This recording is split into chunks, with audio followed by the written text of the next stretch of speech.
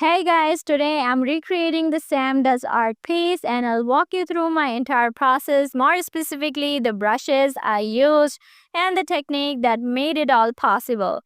And the best part, I created this masterpiece using just mobile device. I learned a lot of things and I'm eager to pass on these insights to you. So let's get started.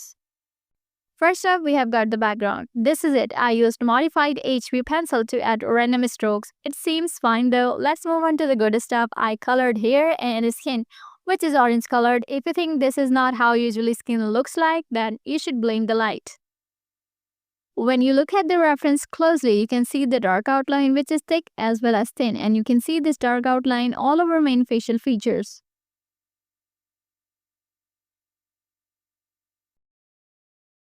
We're gonna do the same. I'm using HB pencil to add thick strokes. No line weight variation here. Don't worry about it at this stage. By the way, who needs line weight variation when you can go bold and messy? I think we need an eraser, a solid fill eraser to shape up the strokes and to create line weight variation in the strokes to make it look acceptable.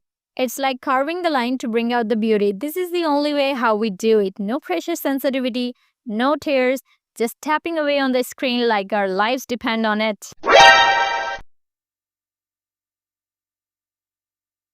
Now I'm using Curvy brush from Harmony folder to add thin strokes for fine detail. And voila, the combo of thick strokes and thin strokes are perfect together. It's like they're complementing each other perfectly.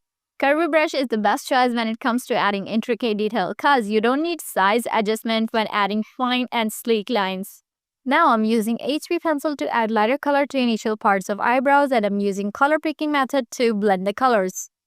Again using Curvy brush to add sassy line to her eyebrows for bushy hairs and for few wrinkles from late night coffee binges. Defining her nose with thin lines because less is more. Filling in those nostrils with a pop of color and adding dark outline to her lips right where the teeth peek through as if she says with a sigh, I'm fed up.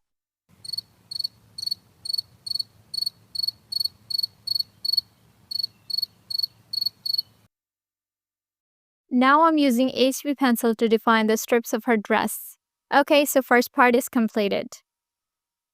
Next up, we're gonna define the hairline as you can see in the reference. Next, I'll use fiber shader as an eraser to get rid of sharp hairline edge.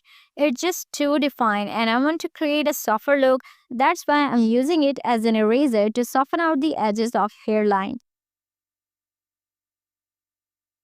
Then I'll switch to an HB pencil eraser and carefully erase bits of hairline. By doing so, I'll create small gaps that show the skin underneath. After that, I'll switch to pen tool and I will use HB pencil to add soft delicate hairs along the edge of hairline. I'll make sure these hairs are light and gentle, blending seamlessly into the surrounding area.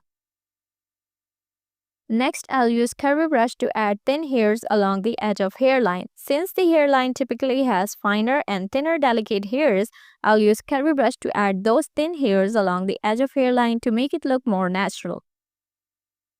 Hairline done.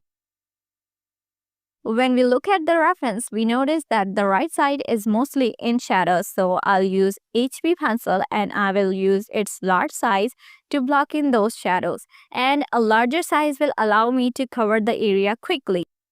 Now I'll switch to a smaller size of HB pencil to add deeper shadows and block in the dark areas. Using precise stroke, I'll build up the shadows while maintaining the shape and form.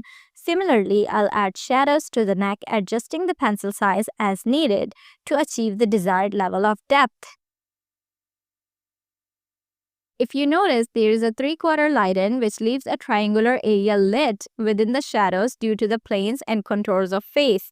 To capture this, I'll use a lighter color to block in the triangular shape and then soften its edges using a color picking method to create a natural looking transition. I'm blending the edges just like I blend everything in my mind when someone tries to explain something.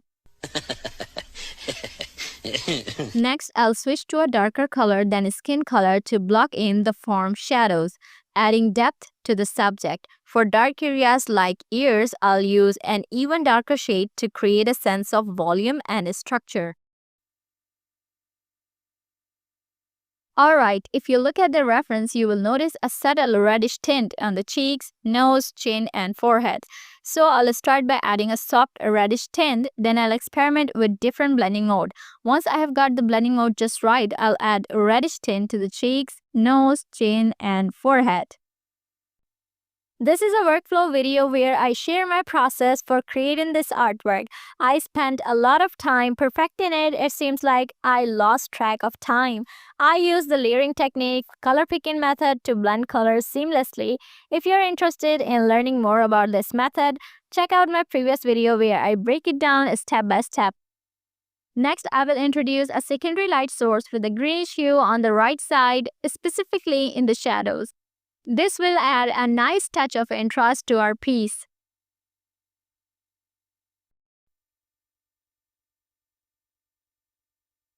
In the reference, let's get to the hair subtle lighting and also the rim light that back hair catches.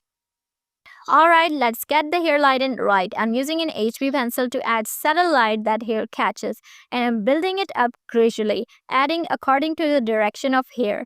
Next, I'll use fiber shader as a blender to soften out the edges of pencil marks, creating a faded effect, making it merge with the hair.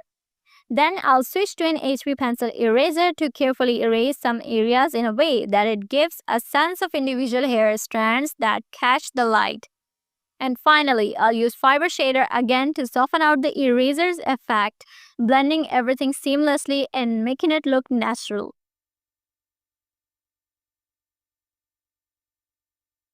Now I will add lighter color to create a rim light effect on the edges of hair, and along with the pen tool, I will use eraser tool to control the application of strokes, avoiding any random color mess.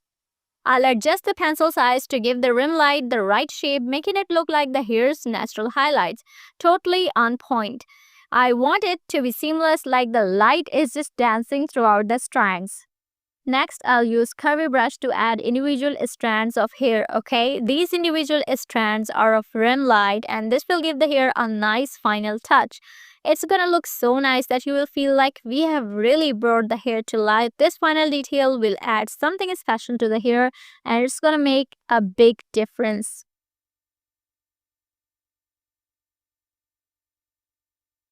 Alright, the hair rim light is done and now it's time to add some rim light to her body to tie everything together. I will use a curvy brush to add rim light to ear and then to the body. Next, I will switch to HB pencil with a reduced opacity to add rim light. I will switch back to curvy brush and voila, the rim light is done. I remove the messy part and I'll pretend that never happened. Time to add highlight. I'm using a curvy brush to add highlights on a linear dodge blending mode layer, and let me tell you, this is the fun part. It's like sprinkling magic dust all over the piece. I love this part of the process. It's like the artwork is transforming before my eyes. I'm totally blown away by the highlights of SAMDOESART. The way he added these tiny, super specific highlights to certain parts of the artwork is pure magic. They really make the piece pop, and it's clear that SAMDOESART got some serious skills when it comes to knowing just the right amount of highlight to add. I'm seriously inspired and I think I need to step up my highlight game. For the chain, I'm using a curvy brush to add highlights first, and then I'm switching to a solid fill eraser to erase parts of it, controlling where the highlights show up. We have successfully recreated a piece that is not like the original but close to the original due to the differences in brushes and techniques.